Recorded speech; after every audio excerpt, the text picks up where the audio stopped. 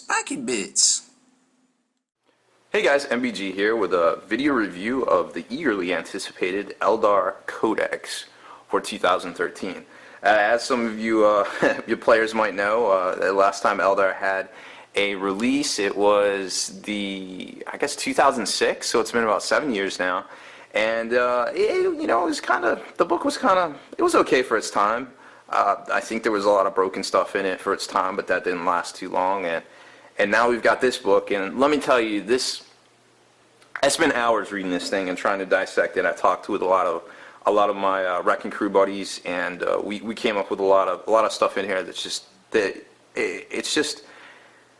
it's really good. It's a really well-written book.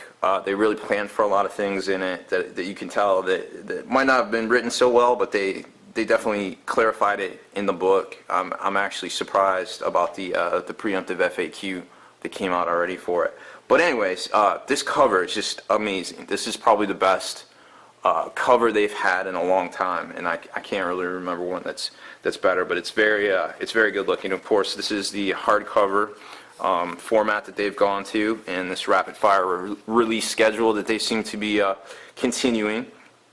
It's 104 pages. It's written by Phil Kelly.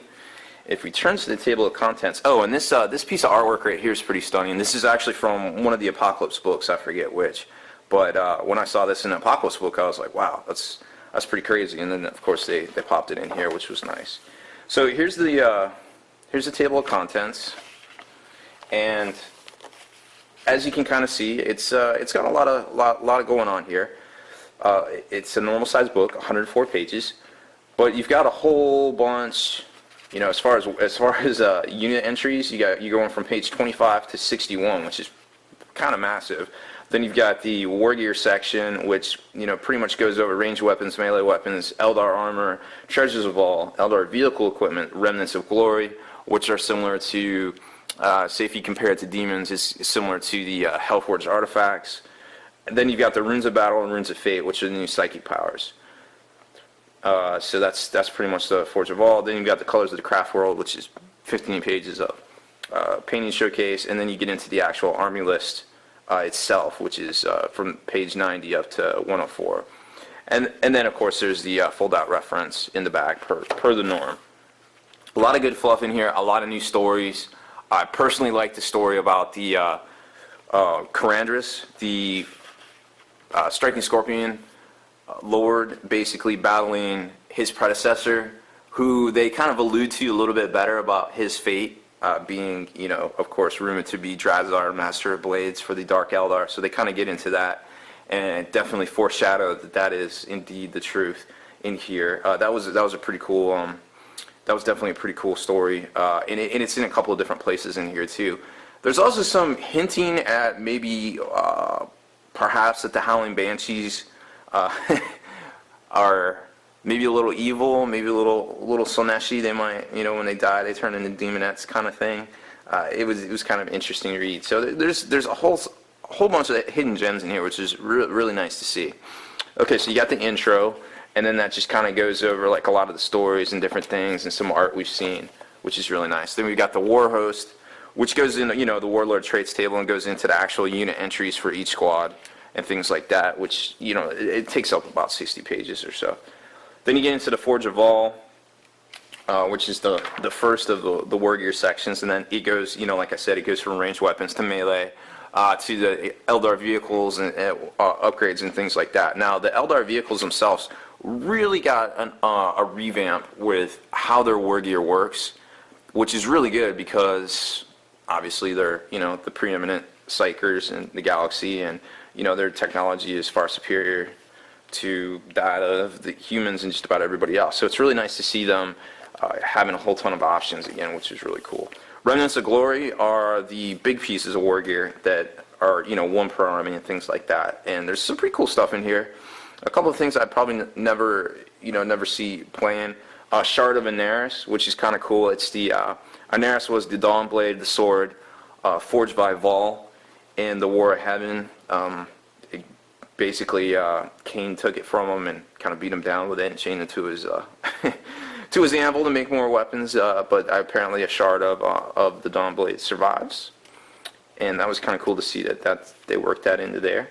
And there's a couple other cool things like the wing, the mantle of the Laughing God, which of course the Laughing God being the solitaire for the, what is it, the Harlequin. The Harlequin solitaire basically assumes the mantle of the Laughing God, not the piece of war gear, just figuratively speaking, and their plays and rehearsals and stuff, and so it kind of gets a little dark there. But it's very interesting to see how that works. It's gonna get some people, I think, in the game. Then you go into the 2 different psychic powers. So an unprecedented 2 psychic power release with the book. You've got basically 14 new powers. One is basically Runes of Battle, which occurs, in the midst of.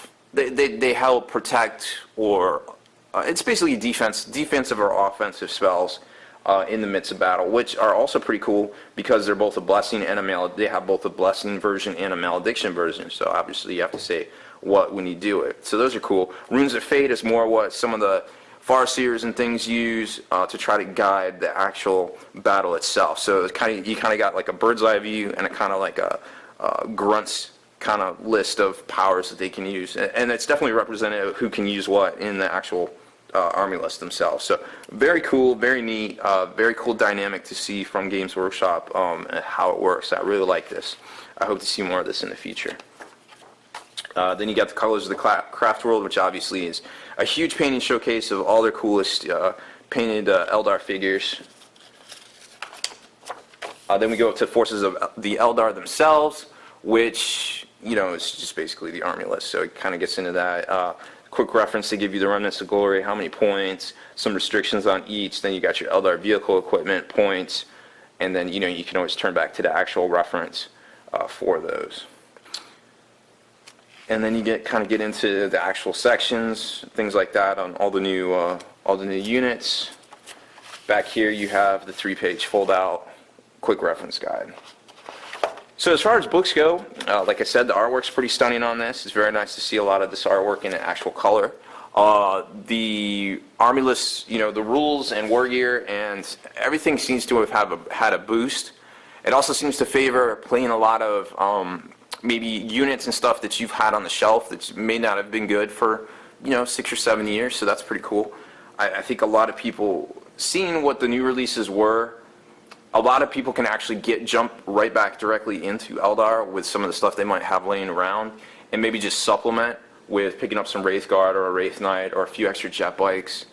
Because jet bikes are great because the Eldar ones can turbo an additional 24 inches. So basically they can come on the board and they have a 48-inch range by the end of the turn, which is great because you can contest or score, anything like that. So they're very tricksy, which is obviously the Eldar way. So I definitely recommend picking this book up, both for the fluff and just the stories in here are pretty good. A lot of it's rewritten and reworked. Apparently Eldrad did not die in the Blackstone Fortress. The Slaaneshi consumed Blackstone Fortress as in the previous fluff. So I don't know what that's about, but that was interesting to see. I was like, oh, I guess he's back. Okay, cool. Whatever, don't care. But it was kind of nice to see. So anyways, I definitely recommend this book. It's very well written. There's tons of new options, tons of new tech, and it's just a very good read. So I definitely recommend picking this up.